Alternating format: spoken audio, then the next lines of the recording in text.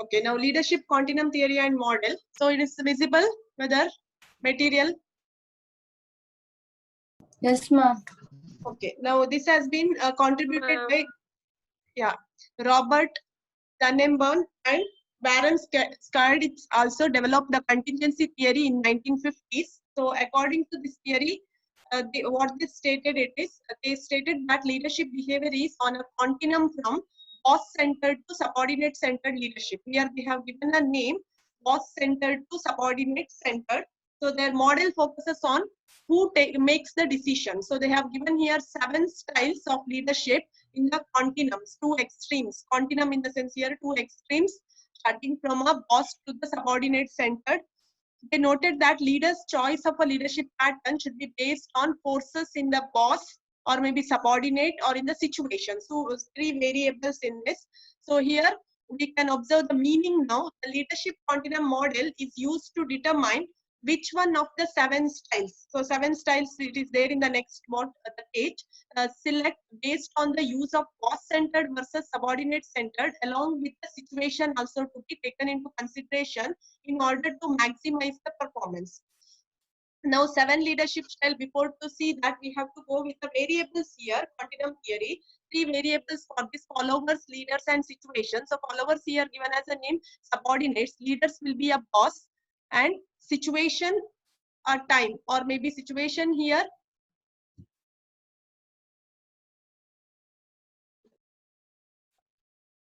Okay, so situation, it is situation and time. So based on a time here, so they have mentioned leadership styles like boss centered to the subordinate centered. Now what is the boss indicates here? It is a personality and behavioral preferred style based on his experience, expectation, all this. What style of leadership he is following? Either it is a more autocratic or more participative. Subordinates here, again, the person who is working under the leader, again what he wishes, based on either the leadership style should be participative, all this. Then situation, again based on the time here, based on a time what the situation might be useful. If for example, if the leader has to take a quick decision, he cannot wait for the subordinates to follow. So that is how he can go with autocratic style. If he has a sufficient time to take a decision, he can go with making employees to participate in the decision making. So that is how time or situation will also places a major role. See, this is the continuum or maybe the model given by these 2 people as a contribution here. So boss-centered, autocratic style to participative, that is boss-centered to the subordinate style. Here 7 styles they have mentioned. Like first as leader makes decision and announces it to the follower. So it is an autocratic style. He will take a decision, then he tells it same to the follower here. That's the first one. Second, leader makes decision and sells it to the follower through a presentation. Like he will be going to, it could also be in a writing. He will be going to tell them either through a presentation or maybe a thing. So little bit from autocratic to going to the continuum of participation. Third one, leader presents ideas and invites followers questions. So he will be inviting questions from a follower. There is a third. Fourth one, leader presents tentative decisions subject to change. So he'll be giving a tentative decision of his own, and he's mentioning that there may be a changes also in a decision based on the participants or maybe followers' opinion.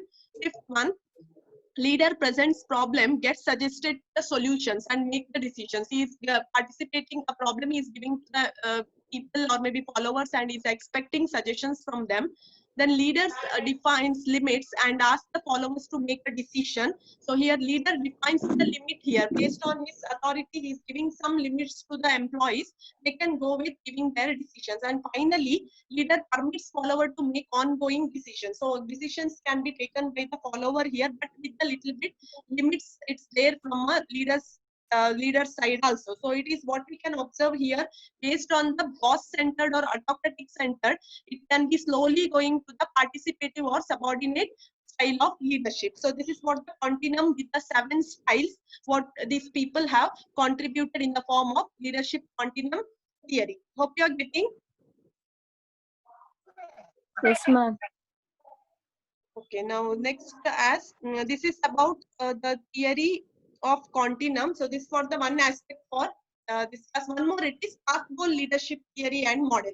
So this is a one more theory. So we'll see here, this has given by the leadership theory was developed by Robert House based on the early version of the theory of M.G. Evans and published in 1971.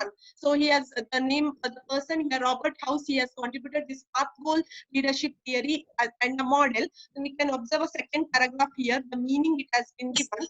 The path goal leadership model is used to select the leadership style that is in the form of either directive, supportive, participative, or achievement oriented. Leadership styles have divided here as 4 categories.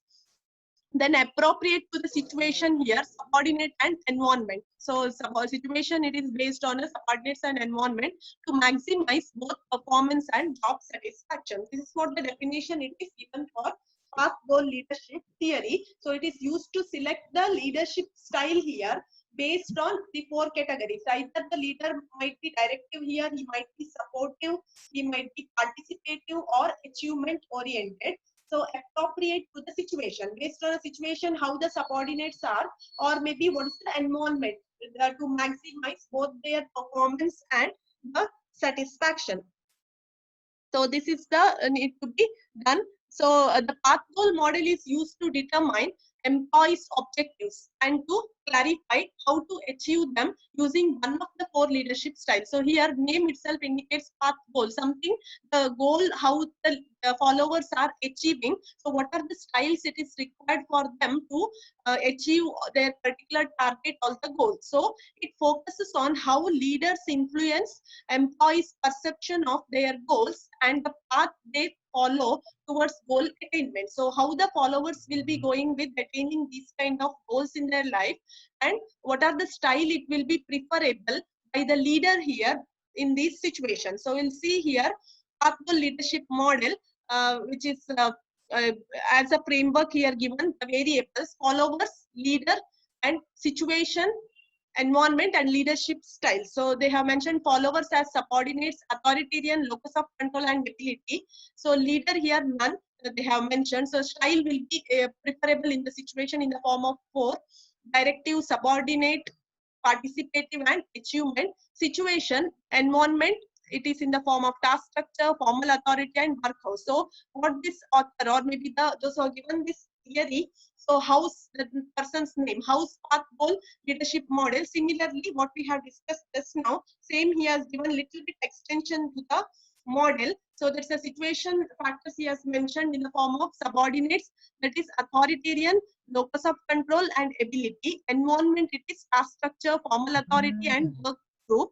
Leadership styles here, which affects as a 4 category, which will helpful the subordinates to attain their goal attainment, performance, and satisfaction. So what it indicates each variable, we'll see one by one. Now situational factors here, that is subordinate.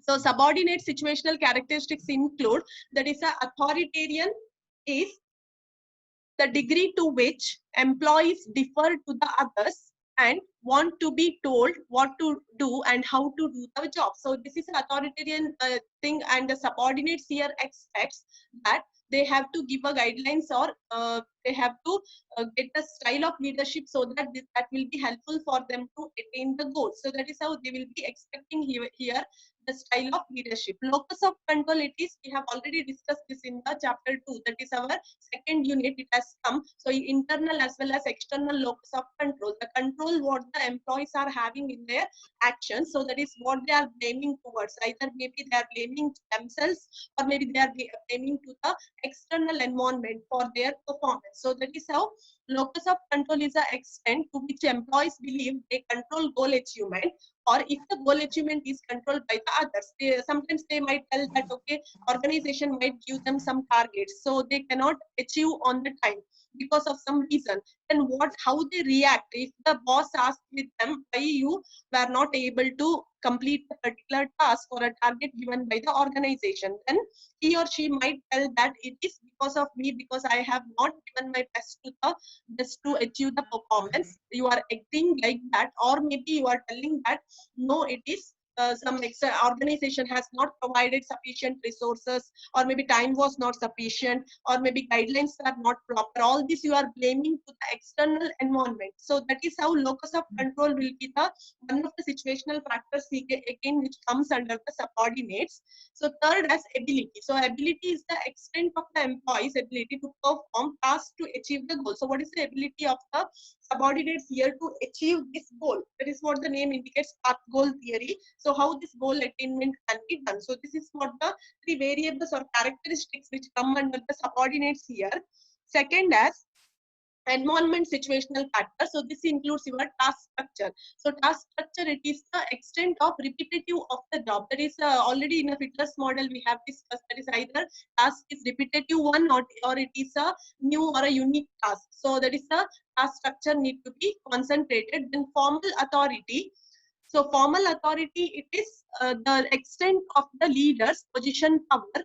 Note that the task structure and formal authority are essential for the same as Hitler's model. Here we have discussed about the structure, authority, and power. So authority here indicates the power, what the position power, what the leader must possess. So that is the one of the environmental situation factors here.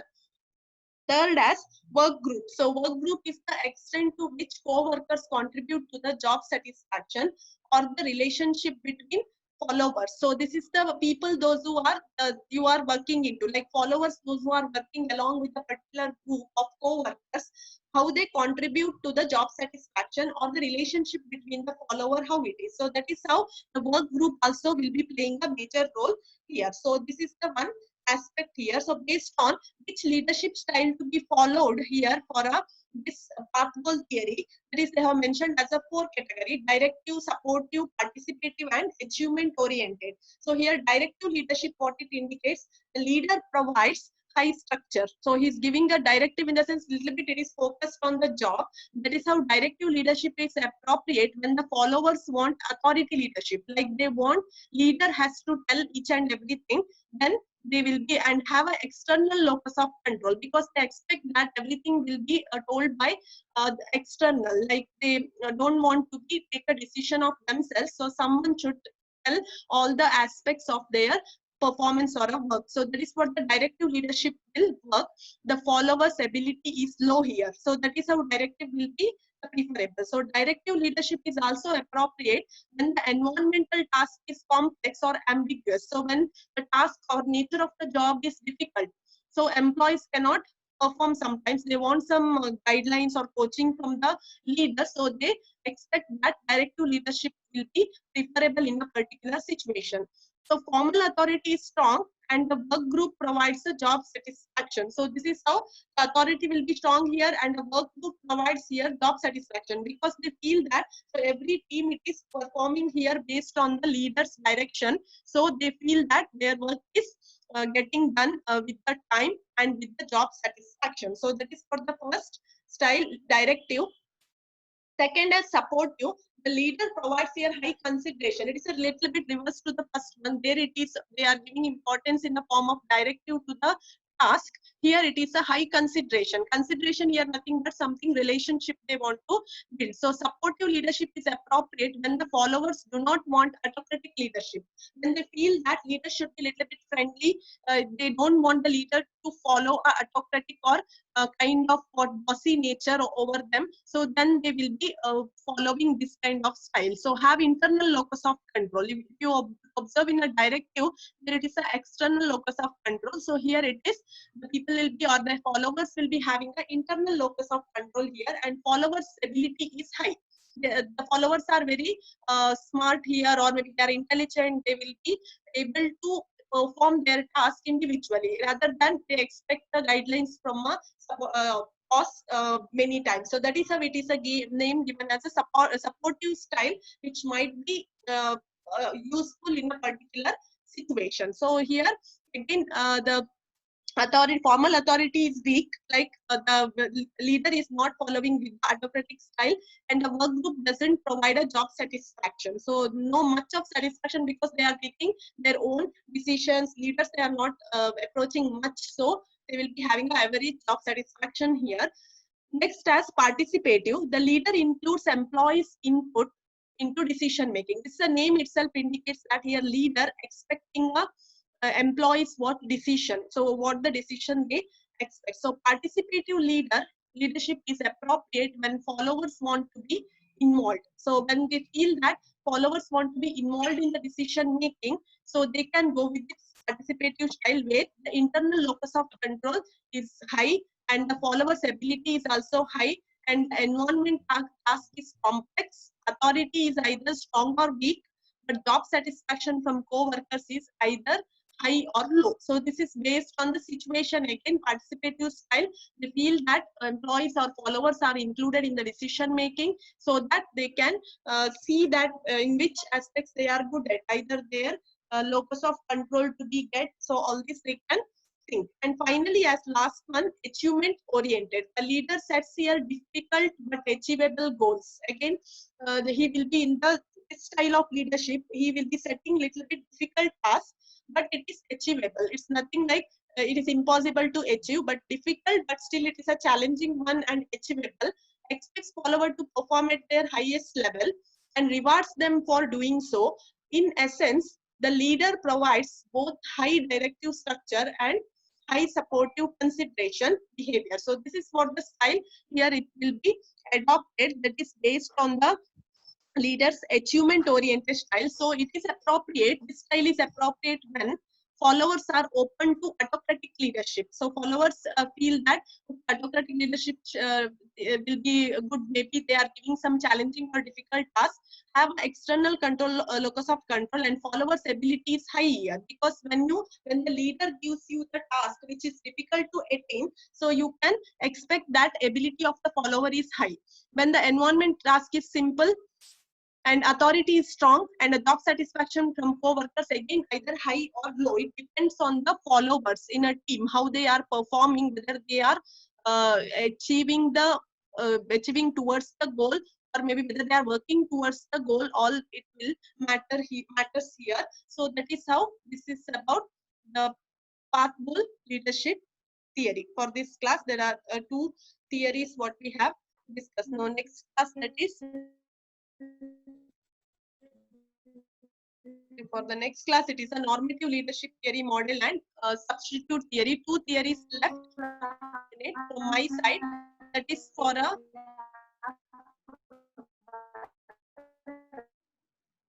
yes, whether it is audible. Yes, ma'am. Okay, so just let me brief it once what we have discussed for this class.